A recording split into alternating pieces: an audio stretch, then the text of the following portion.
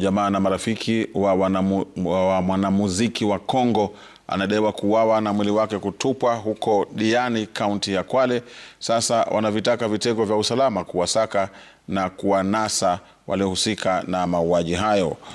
Manyombi Kayane, kwa jina maarufu Black King, anadaiwa kuvamiwa kwenye chumba chake cha kulala tarehe 8 mwezi huu na baadaye kuuawa. Polisi wakiendelea na uchunguzi, hakuna mtu aliyekamatwa kufikia sasa.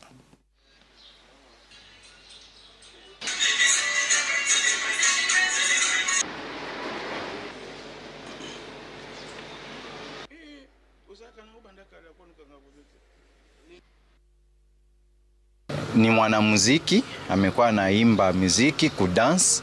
Kitu tunaomba tu ni haki yake, uchunguzi ende mpaka mwisho. Postmortem ambayo imefanyika, kitu ambayo imefanyika sababu tulikuwa washahidi, tulikuwa hapo. Kitu ambayo imefanyika, ule ni mwanadamu, si nyama.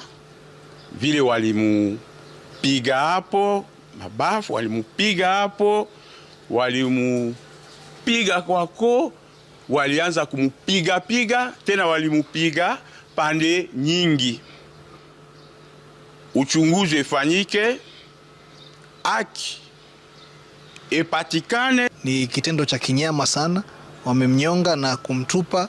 Nafikiri walitarajia kwamba atachukuliwa na maji ili mwili wake uende na maji.